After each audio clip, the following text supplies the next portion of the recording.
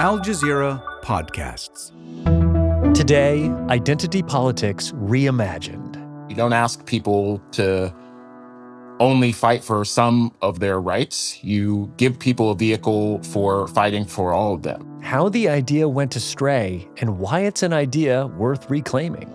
I'm Kevin Hirten, and this is The Take.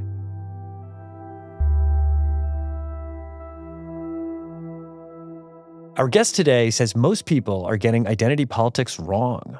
For him, elites have destroyed the idea. But he says restoring identity politics could be an important step in charting a new political future. Nowadays, when people talk about identity politics, they mean one of two things. Either one, they mean that people should organize around their particular social position, what kind of person they are, and use that to find political affinities and allies. Or they mean that someone should refer to the issues that might face a particular demographic or a particular identity to build power. I'm Olufemi Taiwo. I teach philosophy at Georgetown University, and I'm in Washington, D.C.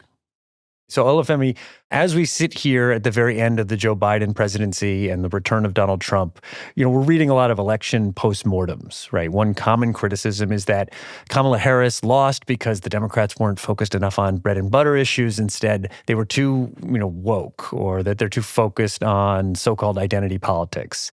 We were not able to talk about crime because the woke police would not allow that. And one of the great accomplishments of the Biden-Harris administration. This is a famous lament of somebody like James Carville, who's a top Democratic political commentator who ran Bill Clinton's campaign back in the day. I wonder what you make of these assessments. I'm fairly confused by them, to be honest. I don't think that identity-based messaging or policies really formed a lot of the basis of the Harris campaign. And I think that what's at issue more is that there's been a long-standing grievance between different wings of the left and center-left and the Democratic Party in the United States. And people are running with the comfortable arguments that might have applied to earlier years of political messaging that I think really failed to find an explanation for the last year or so of politics. Okay, so you have this broad critique that the Democrats have gotten too woke, right? This idea of kneeling in kente cloth or, increasing police budgets. But you think that they might be speaking past each other. And with that in mind, you wrote a book about elite capture. And I think it's fair to say that elite capture is probably a big part of the criticism that guys like James Carville are making. That conversations around identity has become out of touch. Can you better define this concept of elite capture and why you think it's so destructive? Yeah, so the idea of elite capture is the phenomenon that happens when the advantaged few within a group, even a marginalized group, ends up in control of the resources and political projects of that group. And that's a flexible concept that social scientists have used to discuss how aid gets dispersed, but we could also apply it to the political situation of, say, Black or brown people in the United States. So in terms of identity politics in the United States, I think the kind of thing that you might have in mind if you were making an elite capture criticism is what are the priorities of the political movement that represents the interests of politically marginalized people. So now, I think there's an accusation of mission drift that I think rightly gets used to criticize elected officials. You brought up earlier the example of kneeling in kente cloth of the congressional politicians, many of whom went on to support increased police budgets despite reacting to the protests against police violence by this kind of symbolic affirmation rather than an affirmation in policy. In classrooms and TV channels across the United States, the debate on how to teach American history is all the rage. It's the latest chapter in the country's culture wars. And generally, that's of a piece of the criticism, which is we get caught in these hot button culture war issues of, whether or not there's going to be symbolic representation of a certain minority group or marginalized group. And we leave off the table bread and butter issues that are more important to people, like inflation, like healthcare access, and all these things that working class people of any color are more interested in. And there's obviously, I think, some truth to that. Does the success of the MAGA movement represent a rejection of identity politics or the success of just a different form of identity politics? I think it definitely represents a success of a different form of identity politics. And even the fact that it's called, Make America Great Again, and that the people within it position themselves as defending real America and by extension, real Americans from some other kind of Americans, shows that this is a movement that has largely understood itself and advertised itself on identitarian terms. And this brings up a kind of underlying problem with what we mean by identity politics, because, generally, what people seem to expect when they talk about identity politics is the particular ways that identity gets mobilized in the center left and on the left, right? An affirmative, we are this marginalized group and we're fighting for our rights as part of this marginalized group, which is, of course, one approach to identity politics.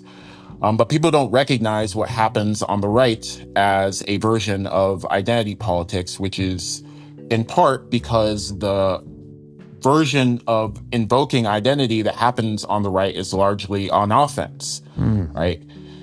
Here's what people are saying about trans folks, and here's why that's a danger for your kids who have some identity other than being trans that we're not going to acknowledge explicitly, because what we're going to acknowledge explicitly are the people that we're targeting. Here's people coming from Mexico or Central America, and here's why they're a problem for us. And we're not going to say explicitly who the us is, but we are going to say explicitly who the them is. Yes. And people don't recognize that as identity politics, but it's absolutely identity politics. So yeah, it sounds like it's about one side is just doing identity politics better. I'm just curious, if this were advertising, do you think we'd be suggesting a name change? Do you think the term identity politics just needs to be retired and rebranded? Yeah, yes and no. If this were advertising, I certainly wouldn't be against coming up with something else. But the problem is that if the talk radio and columnists and podcast hosts are still able and willing to convince us to blame trans people or Mexicans or Haitians for whatever random problems that come up in our lives, they're going to be able to do the same thing with whatever term we come up with to replace identity politics. The problem isn't the phrase. The problem is how we've come to decide on social reality and what sorts of people are able to exert power and influence over that process. Right. I mean, it just occurred to me that both the term identity politics and woke both came out of queer Black spaces and have been demonized and corrupted by the right very effectively. Yes. It's very depressing. Extremely. More with Olufemi after the break. Okay, so in terms of the way forward, you find solutions in the not-so-distant past. It's not so much about reforming identity politics, but restoring it. And that means going back and studying the women who invented this, the very term. Tell me about the Combahee Collective. So they were a collective of people that were veterans of the different movements of the day. That meant the women's liberation movement, the civil rights movement for especially Black Americans, people that had been active in worker struggles and continued to be active in all those things. And as a collective, they were responding both to the fact that they could productively work with those organizations on some issues, but that other issues got sidelined within, say, the National Black Feminist Organization. The issues of queer women specifically weren't always given the kind of hearing that they hoped for. Within civil rights organizations, feminist issues didn't always get the kind of hearings that they hoped for. And so they devised identity politics as a way of saying, we're not going to be half of ourselves in each of these different rooms. We need a way of thinking about politics that will allow us to work with all of these people productively in a way that doesn't leave anybody to the side, but that advances all of our interests and not just the few that, we might have in common. So this kind of brings us back to the current critique and the compare and contrast, because I think there's a critique that identity politics now has become more about exclusion, or at least retreating into your specific identity, whereas these women were very much about building broad coalitions. Absolutely. They were very much about building broad coalitions. They, in fact, built and continued to participate in those. And, I think a very plausible interpretation of what they were saying is that this is how you get a real coalition, right? You don't ask people to only fight for some of their rights. You give people a vehicle for fighting for all of them. And you give people an analysis and a way of thinking that's compatible with fighting for all of them. But it's centered around concrete objectives, isn't it? Yes. Concrete objectives that, in fact, cut across whatever other distinctions there might be. So I think it makes all the sense in the world for someone who understands the particular struggles that people face, for example, with respect to reproductive health care, to want universal access to that, right? Understanding that if we allow there to be gaps in access to reproductive health care or any other kind, those gaps are disproportionately going to be passed down the income ladder and the race hierarchy, right? Disproportionately, it is Black women, it's queer women who suffer from lack of access to reproductive health, to maternal health. And so that would be a good reason for Medicare for all, for abortion access to be guaranteed everywhere, and everything in between. Okay, so how did things go astray? That's part of the story I'm attempting to tell with elite capture, right? Because something that happens within social movements is that the powerful play favorites, right? And it's no coincidence that a collective of queer Black feminist socialists is not the model of thinking about identity politics that was selected for by higher education institutions, by the government structures that collaborated selectively with some activists and not others. Yeah, it sounds like you're saying that the identity politics started to focus on the concerns of the elites. That's why you start talking about representation in films or in college campuses. And that's not necessarily surprising, because I think you've written about how as you get more wealthy, your oppression becomes more simplified, right? You can worry about representation because you're not worrying about the need for socialized medicine.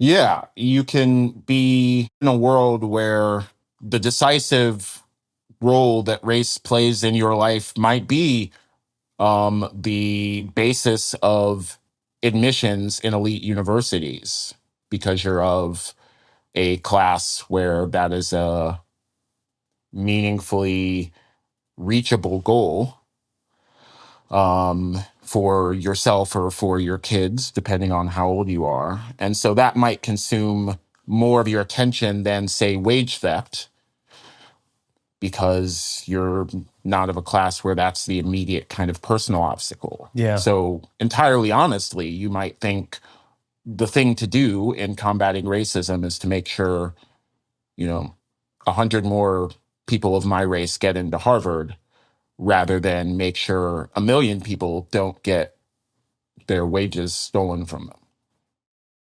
Yeah. Okay. And so the reason we're bringing up history and we're bringing up this old model of identity politics is because it has been successful in the past, and this is something that you've also written on.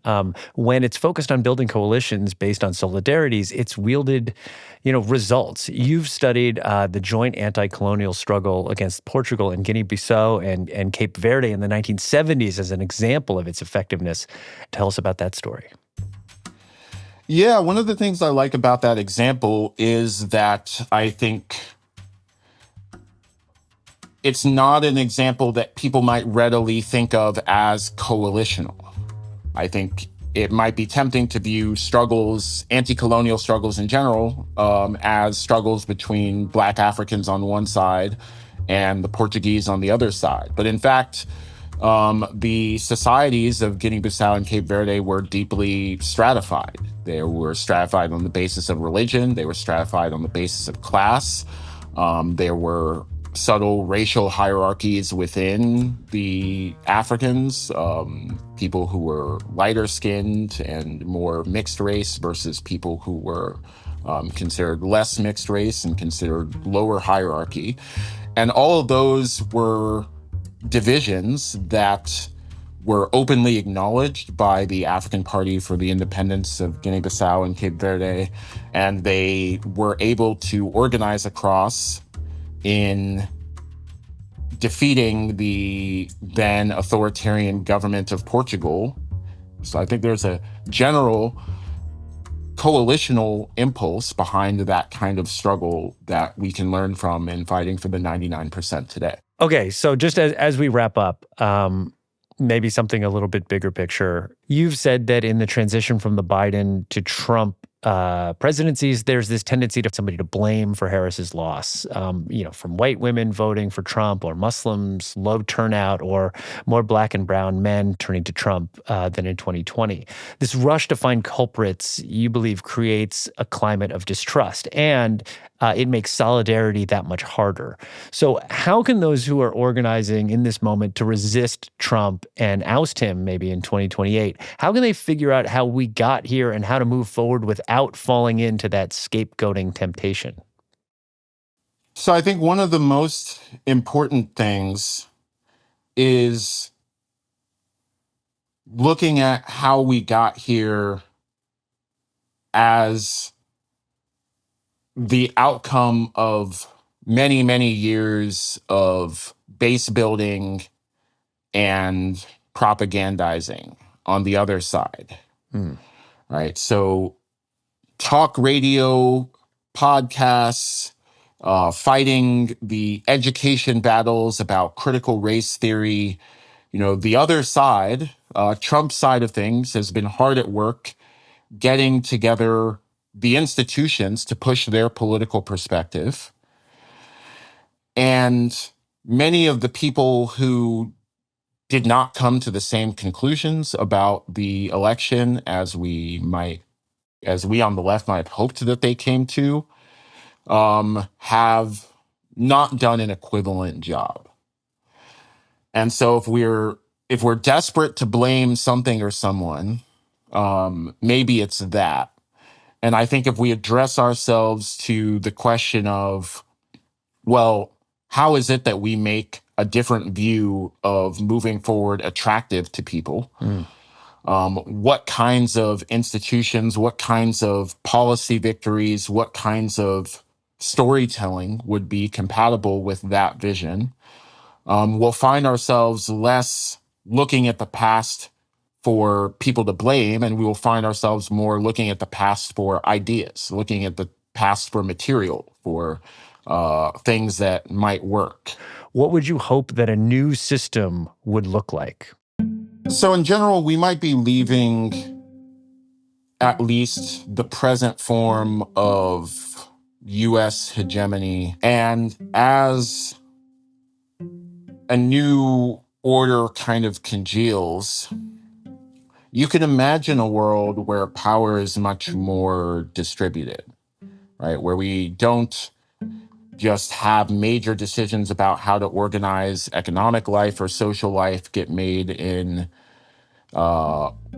Washington or in Brussels or Geneva or New Hampshire, but where in a much more polycentric, a much more distributed way, people at different scales are able to exert democratic power over what they want their lives to look like. And I think that looks like embracing a lot of the new experiments around direct forms of democratic decision-making that are local and regional, whether it's participatory budgeting, something that was pioneered by the Brazilian Workers' Party for a kind of town hall format for people to decide on city budgets directly that way, or whether it's by having citizens' assemblies to discuss and deliberate about major social issues, which is in part how Ireland ended up defending abortion rights